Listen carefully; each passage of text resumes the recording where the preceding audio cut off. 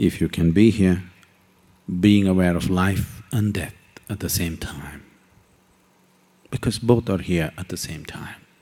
They are not two separate things.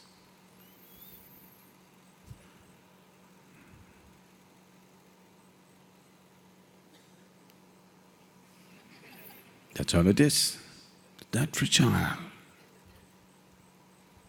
the same time so sturdy. These are one inside the other. Life is all packed like this. Creation and the creator, life and death, everything packed one inside the other. It takes attention.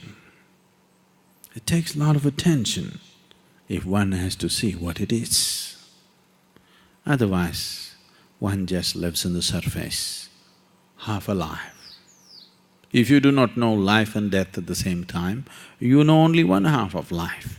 Being half alive is torture, always. So when we say Shiva, we are uttering this so that this dimension of life and death being together at the same time happens to you. That the polarities are gone. There is no life and death, there is just this. For this, there is no name yet, because if you give it a name, somebody will invent the opposite. It's just this, but there is that. There is no that, there is just this. There is no this and that, there is just this and this. There is no yes and no, there is just yes and yes. If you want to… See, every aspect of life has this. If you want to fall in love, if you are in love, love does not need polarities, love does not need an opposite. Because for most people, love starts in their heart and sinks into their genital, an opposite is needed. For sexuality, you need the opposite. For love, you don't need the opposite.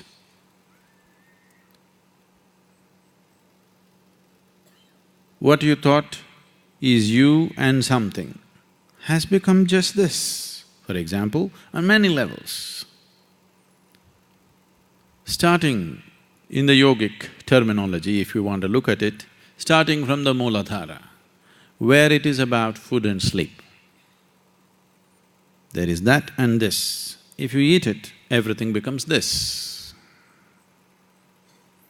Now, you are mentally alert, you are looking at things, there is you and the other.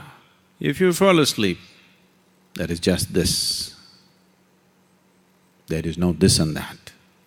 So this is on all levels. If it happens in the lowest chakra, low is not the word. When I say low, we're not talking high and low, we're talking geographically, Southern chakra.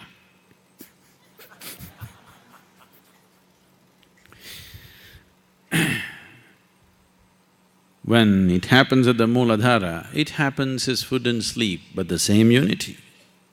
If it happens at Swadhisthana, it happens as sexuality, but the same unity. If it happens at Manipuraka, it finds expression as ambition, greed, conquest, but the same thing. If it happens at Anahata, it happens as love, but the same thing. But now, from Mooladhara to Anahata, you have natural access. You are naturally capable of these things. Even a child is capable of this, even a dog is capable of this. He can ingest, digest and assimilate. He has his sexuality. We have already looked at this, dogs are loving for sure. We don't know about God. We are not so sure about the human beings, but dogs we are dead certain. Yes? Yes or no?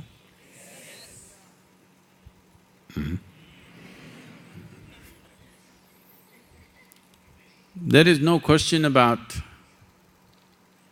dog's love. God's love, we don't know. Man's love, woman's love, we're not sure.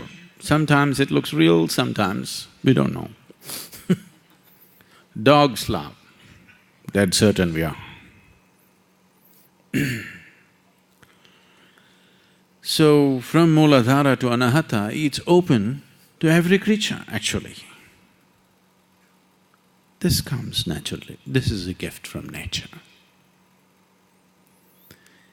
But if you want to go beyond this, if you want to know the union that the Vishuddhi brings about, the union that the Agna brings about, the highest possible union that can happen at Sahasrara, this will not happen unless you strive for it.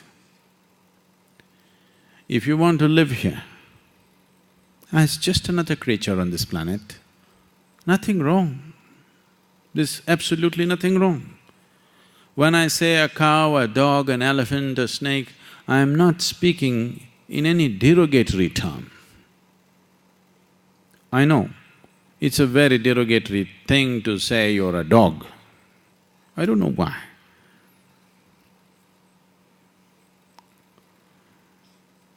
They are more steady, more people trust dogs than human beings. And the numbers are increasing by the day. But still, a dog is a derogatory term for some reason.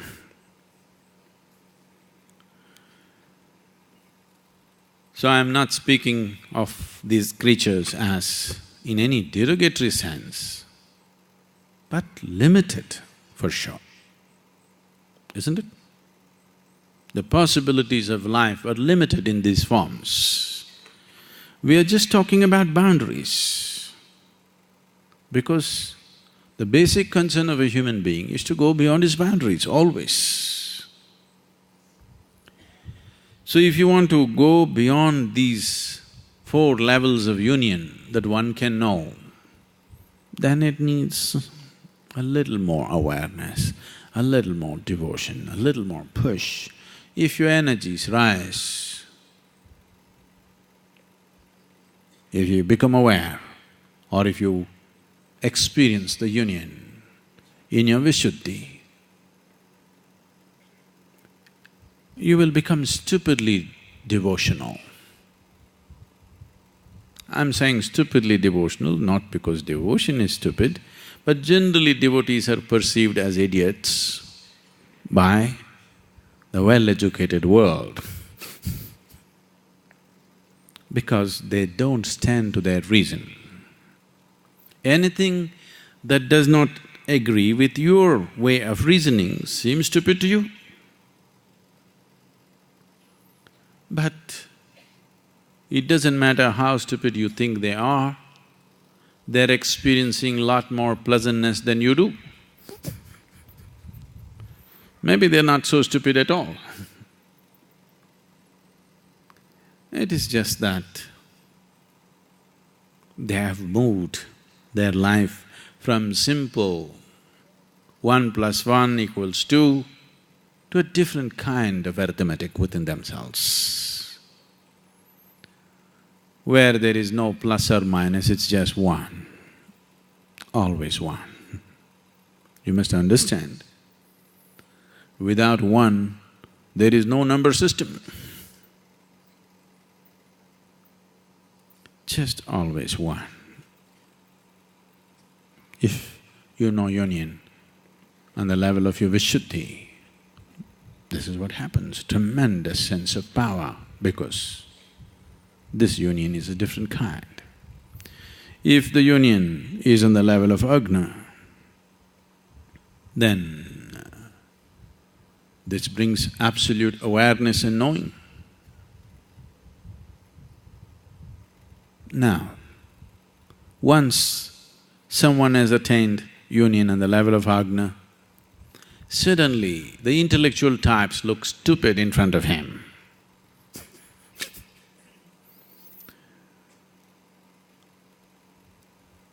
You heard of Adi Shankara. This is the most argumentative Indian ever.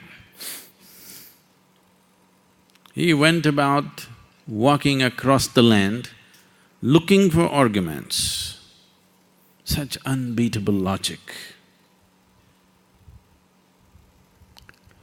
People were defeated and defeated and defeated in hordes. All kinds of people came to argue with him.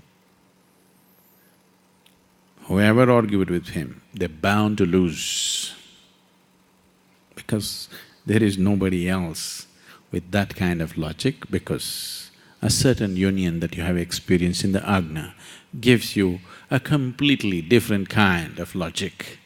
If your energies, if you find union at your Sahasrara, you're ecstatic beyond anything that you know.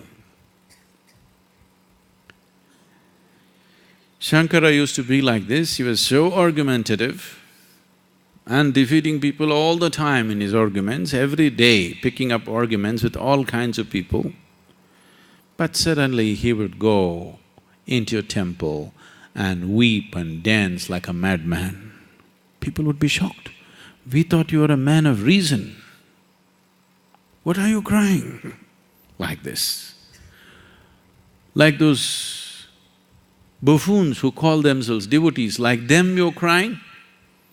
We thought you're a man of true intellect.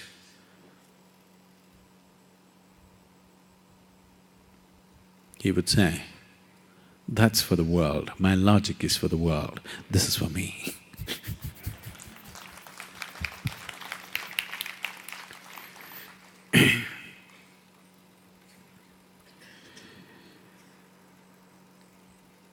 So this is a simple step one needs to take. In your awareness, if life and death are at the same time, if they are not two separate things, then you have set the fundamentals for the highest union possible.